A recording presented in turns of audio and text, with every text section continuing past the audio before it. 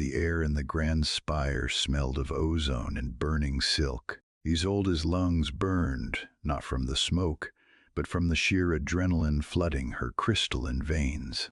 She stood amidst the wreckage of her own throne room, the ancient war plate of her ancestors humming with a violent violet energy that made her teeth ache. Behind her, Jackson was bleeding, a jagged cut above his brow painting his face in crimson, but he refused to stay down. He pressed his back against hers, a solid wall of heat against her diamond-hard armor. In a galaxy governed by cold logic and political maneuvering, his presence was a chaotic variable she never accounted for. Lord Valerius's elite guard circled them, weapons leveled, hesitating only because they had never seen a figurehead queen transform into an apex predator. You wanted a show, Isolde thought, gripping her energy lance until her knuckles turned white. She could feel Jackson's breathing, ragged but defiant, the indomitable rhythm of the Terran spirit. He wasn't just a man. He was the reason she was burning the galaxy to build a future. 72 hours earlier, the only thing burning was her humiliation. The Galactic Council chamber had been a sterile expanse of white marble and condescension. Lord Valerius, draped in the iridescent robes of the High Judiciary, had presented the gift with a sneer that barely concealed his malice. The Ethelgardian economy was collapsing, and the Council's aid package came with strings and, apparently, a punchline. For your sectors, sanitation needs, Valerius had announced, gesturing to the human standing in the center of the rotunda. Jackson didn't look like a diplomat. He wore a utilitarian orange jumpsuit, scuffed at the knees, with a toolbox slung over one shoulder. To the refined, energy-based life forms of the Council, he was a brute, a space orc from a dirty industrial rock, a deathworlder. Isolde had sat frozen on her hovering dais, her face a mask of practiced indifference. "A janitor," she stated, her voice amplified across the chamber. "You send the Empress of Evilgard a janitor." Jackson looked up then, meeting her gaze with eyes that held none of the fear usually reserved for royalty. He looked tired, but his jaw was set with a stubborn edge. "Sanitation engineer, actually," he corrected, his voice rough. "And from what I hear, Your Highness, there's a lot of trash in this court that needs taking out." The court gasped. Isolde merely stared. It was the first honest thing anyone had said to her in a decade. The shift happened that evening. Isolde was wandering the lower corridors, escaping the suffocating perfection of her quarters, when she heard the low murmur of voices. She found Jackson in the service wing, kneeling beside an elderly servant whose crystalline form was fracturing, a terminal condition, usually met with isolation and sterilization. Jackson wasn't recoiling. He had his bare hands on the servant's splintering shoulder, ignoring the razor-sharp edges that cut into his skin. He was talking softly, telling a story about an ocean on Earth, describing the salt spray and the sound of waves. It was a classic element of a science fiction story, the human explaining their world to the stars.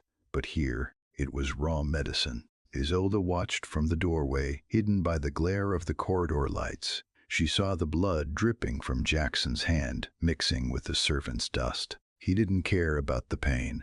He only cared that the dying creature wasn't alone. It was a display of empathy as strength, a defiance of the clinical detachment her culture prized. She realized then that the Council hadn't sent her a brute, they had sent her a catalyst. This was humanity, messy, fragile, and utterly relentless in its care. The human ingenuity wasn't in his tools, it was in his heart. Jackson looked up, sensing her presence. He didn't bow, he just nodded, his eyes challenging her to look away from the suffering.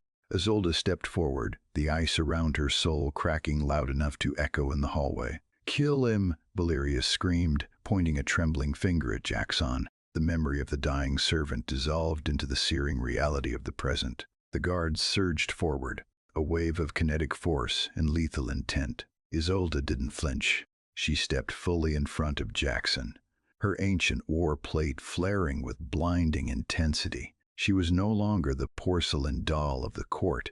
She was an apex predator, protecting her pack. "Stay close," she ordered, deflecting a plasma bolt with her gauntlet. The impact vibrated up her arm, a jarring reminder of the stakes, but the heat of the blast only sharpened her focus. "Nowhere else I'd be," Jackson grunted. He wasn't passive. With characteristic human ingenuity, he had rigged a localized gravity disruptor from his sanitation kit during the standoff. He tossed it into the cluster of elite guards. It detonated with a low thrum, knocking 3 of them off balance, their limbs flailing in heavy gravity. "Batter up!" Jackson yelled, swinging a massive wrench and archaic tool in this high-tech spire into a guard's helmet with a sickening crunch. It was pure, unadulterated HFY energy, reckless, brave, and terrifyingly effective against opponents who expected energy shields, not blunt force trauma. Isolde seized the opening created by his chaos. She leveled her lance directly at the High Judiciary. "I invoke the Veritas ordeal. By the blood of the Founders, I demand judgment." The combat stopped instantly. The ancient laws were hard-coded into the station's security grid. The automated turrets in the ceiling swiveled, locking onto everyone. To refuse the challenge now was to be vented into the void by the station itself. Valerius, cornered and arrogant, drew a rapier of crackling red energy. "Then die with your pet Space Orc," he hissed. His face twisted in a snarl of elitist rage. He lunged. Valerius was fast, trained in the fencing academies of the core worlds. But Isolde was fighting with something he couldn't comprehend, the desperate need to protect a future she had just discovered. She parried, the air screeching as energy met energy, sparks showering the polished floor like falling stars. Jackson watched her back, kicking a recovering guard into the wall. He was bleeding freely now, a deep gash on his arm, but he stood his ground, a stubborn bulwark against the chaos. He was the anchor. She was the storm. Isolde saw the opening of hesitation in Valerius's guard as he glanced at the failing security feeds. She didn't hesitate. She drove her shoulder into his chest, the crystal plating of her armor shattering his personal shield, and brought the lance tip to his throat. The hum of the weapon was a deafening roar in the sudden stillness. "Yield," she commanded, her voice ringing with political courage. "And confess." Under the compulsion of the ordeal, Valerius spilled everything. The stolen aid, the suppression of the lower castes, the planned obsolescence of the worker drones. The rot at the heart of the Galactic Council was exposed, broadcast to every screen in the sector by the station's AI. When the guards finally lowered their weapons, the room felt different. The air was still charged, but the threat had evaporated, replaced by a stunned reverence. The puppet strings were cut. Isolde deactivated her helm, her hair spilling over the scorched armor. She turned to Jackson. He was leaning against a pillar, wiping blood from his eye, looking like he'd gone 10 rounds with a mining drill and won. "You okay, Your Highness?" he asked, his grin crooked but genuine. "No," she said, crossing the distance between them. She didn't care about the soot on his jumpsuit or the blue blood of the guards on her armor. She gripped his hand, the contact sending a fresh jolt through her, warmer than the battle fever. "I am done with titles that mean nothing. We have work to do." She looked out the shattered view screen at the stars. The galaxy was vast and dangerous, but for the first time it didn't feel lonely. They had burned down the old order.